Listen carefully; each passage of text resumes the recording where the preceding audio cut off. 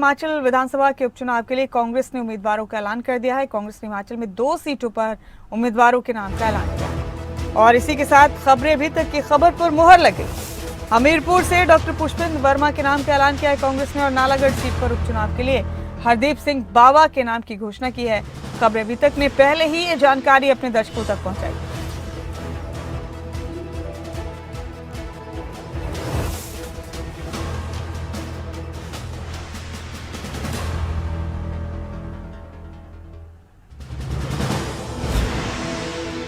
बड़ा अपडेट आपको दे रहे हैं। हमीरपुर से डॉक्टर पुष्पेंद्र वर्मा को कांग्रेस ने उम्मीदवार बनाया है। नालागढ़ सीट पर उपचुनाव के लिए हरदीप सिंह बावा को कांग्रेस ने अपना उम्मीदवार बनाया है और इसी के साथ खबरें अभी तक की खबर पर मुहर लगी है। खबरें अभी तक ने पहले ये खबर अपने दर्शकों तक पहुंचाई।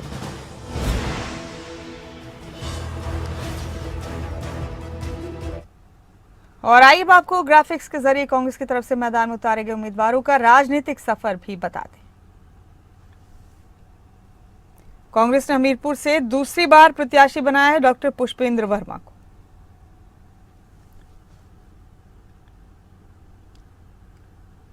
साल 2022 में निर्दलीय उम्मीदवार आशीष शर्मा से 12,899 मतों के अंतर से चुनाव हार गए थे पुष्पेंद्र वर्मा।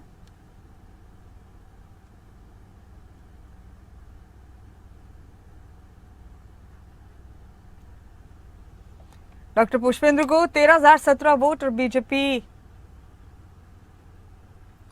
पिता रणजीत सिंह भी उनके विधायक रह चुके हैं।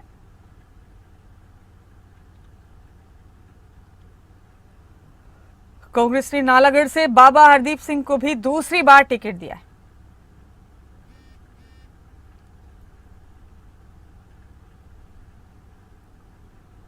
पिछला चुनाव 13,264 मतों के अंतर से हार गए थे बाबा हरदीप सिंह।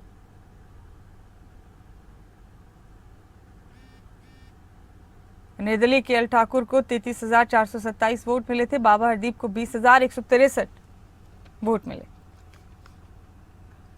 और आइए अब आपको ये भी बताते हैं कि किस सीट पर बीजेपी के सामने कांग्रेस का कौन सा उम्मीदवार चुनाव लड़ रहा है। हिमाचल के नेता प्रतिपक्ष जयराम ठाकुर ने एक्स पर पोस्ट किया। जयराम ठाकुर ने उपचुनाव के लिए नामों का ऐलान हो गया है। नालागढ़ में केएल ठाकुर बीजेपी के उम्मीदवार है, हरदीप सिंह बाबा कांग्रेस के उम्मीदवार हैं। दोनों आमने सामने मैदान। हमीरपुर सीट से आशीष शर्मा को बीजेपी ने मैदान में उतारा है। डॉक्टर पुष्पेंद्र वर्मा को कांग्रेस ने मैदान में उतारा।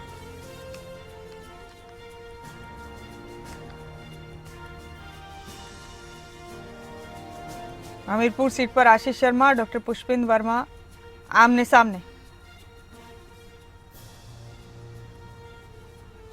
वहीं देरा सीट पर बीजेपी के होशियार सिंह उम्मीदवार और कांग्रेस ने अभी इस सीट पर अपने उम्मीदवार का ऐलान नहीं किया है। और मेरे साथ शिमला से हमारे ब्यूरो हेड प्रदीप ठाकुर जुड़ गए हैं इस खबर पर तमाम अपडेट्स के साथ। प्रदीप, अब उपचुनाव का इंतजार है हिमाचल में सभी को। 2 सीटों पर कांग्रेस ने अपने उम्मीदवार उतार दिए हैं, तीसरी सीट पर उतारना बाकी है। मुकाबला जरा बताइए अब किस तरह का होने जा रहा है। बिल्कुल, देखिए, कांग्रेस पार्टी के उम्मीदवारों का इंतजार किया जा रहा था और अभी हम कहें तो 2 सीटों पर उम्मीदवार घोषित कर दिए गए हैं और इसमें जो 2022 के प्रत्याशी थे कांग्रेस पार्टी के, उन पर ही फिर से भरोसा जताया गया है। चाहे हमीरपुर की बात करें या फिर नालागढ़ से बात करें। और इनके अलावा जो जिस तरह से जो लग रहा था यहाँ कि 3 सीटों पर कांग्रेस पार्टी कैंडिडेट दे सकती है, लेकिन एक सीट को अभी होल्ड पर रखा गया है, देहरा को। वहां भी प्रत्याशियों को लेकर तलाश चल रही है।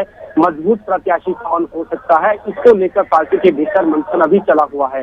लेकिन अगर हमीरपुर की बात करें तो डॉक्टर पुष्पेंद्र वर्मा ये जो है डॉक्टर से पहले और हिमाचल प्रदेश जो मेडिकल ऑफिसर एसोसिएशन है उसके पूर्व में ये महासचिव भी रहे हैं, लेकिन इन्होंने जो है अपना पेशा छोड़कर राजनीति को चुना था। इनके पिताजी भी यहाँ से विधायक रहे हैं और अब इन पर जो है जिस तरह से 2022 में इनको टिकट मिला था, क्योंकि चुनाव ये हारे भी हैं, लेकिन अब एक बार फिर से पार्टी ने इन्हीं को ही टिकट दिया है और ये भी जानकारी है कि हमीरपुर में इनका अच्छा खासा प्रभुत्व है। तो एक बार फिर भरोसा जताया गया है, क्योंकि इस बार की अगर चुनाव की बात की जाए तो हमीरपुर में कांग्रेस बीजेपी के बीच में टक्कर रहने वाली है। फिलहाल निर्दलीय कोई चुनाव मैदान में अभी तक ना उतरा है, ना अभी तक की कोई ऐसी बड़ी घोषणा है या ऐसी कोई चर्चा है कि कोई यहाँ से निर्दलीय चुनाव मैदान में उतर सकता है।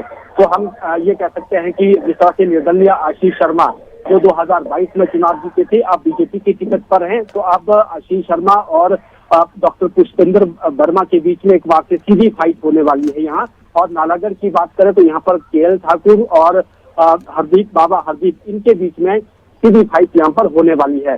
तो ये दो टिकट फाइनल हुए हैं और देहरा से अभी भी चर्चाएं हैं कि यहाँ पर नवदेव कंवर इनको या तो टिकट मिल सकता है या फिर जो डॉक्टर राजेश शर्मा है उनको टिकट वहां से दिया जा सकता है। इनमें से मजबूत प्रत्याशी कौन हो सकता है, इसको लेकर पार्टी इंटरनल सर्वे भी कर रही है और चर्चा भी इसमें पार्टी के स्तर पर नेताओं के बीच में हो रही है। और अगर ओवरऑल अगर इन तीनों सीटों की बात की जाए तो नॉमिनेशन जिस तरह से यहाँ शुरू हो चुका है 14 जून से, लेकिन अभी तक नॉमिनेशन नहीं भरा गया है किसी भी पार्टी के कैंडिडेट की तरफ से।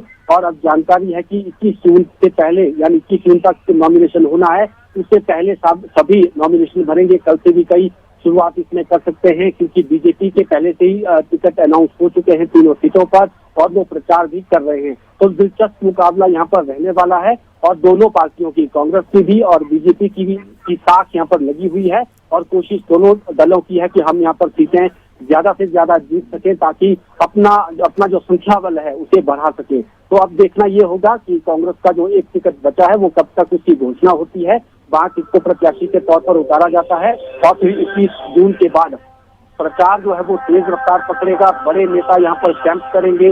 अभी भी अगर कांग्रेस बीजेपी की बात करें तो उन्होंने बड़े नेताओं को जिम्मेदारियां इन तीनों विधानसभा सीटों की दी हुई है।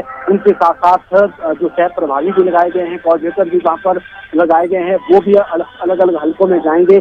और एक तरह से हम कह सकते हैं कि पूरी बीजेपी और पूरी कांग्रेस इन तीनों सीटों पर जाकर प्रचार के लिए बैठेगी और लगातार वहाँ पर प्रचार करेगी। तो देहरा सीट पर कब तक कांग्रेस के उम्मीदवार का नाम फाइनल हो सकता है प्रदीप, क्योंकि इस सीट पर भी सबकी निगाहें बनी हुई है। उम्मीदवार का नाम फाइनल हो तो फिर पता चले कि मुकाबला किस तरह का हो सकता है इस सीट पर भी। हाँ बिल्कुल, देखिए वैसे देखा जाए तो जो देहरा विधानसभा क्षेत्र है वो कांगड़ा जिला में पड़ता है, लेकिन मुख्यमंत्री सुखविंदर सिंह सुक्खू का जो गृह जिला हमीरपुर है और उनका गृह विधानसभा क्षेत्र नादौन है, उसके साथ सटा हुआ ये देहरा है। तो मुख्यमंत्री यहाँ पर ज्यादा फोकस किए हुए हैं और अपना प्रभाव यानी मुख्यमंत्री के नाम से जिस तरह से हमने देखा कि इस बार हमीरपुर में वोट मांगे गए हैं तो देहरा में भी और हमीरपुर में भी ऐसा ही होगा।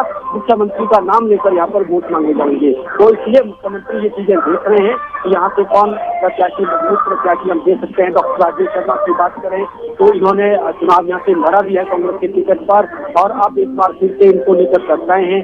नवदेव कंवर ये भी मुख्यमंत्री के करीबियों में गिने जाते हैं, कामगार कल्याण बोर्ड में चेयरमैन भी हैं, इनको भी टिकट यहाँ पर दिया जा सकता है, ऐसी चर्चाएं हैं। हालांकि रमेश धवाला उनके नाम को लेकर भी चर्चाएं चली कि उन्होंने खुद भी ऑफर किया कि अगर देहरा को जिला घोषित किया जाता है तो मैं यहाँ से कांग्रेस के टिकट पर चुनाव लड़ सकता हूँ।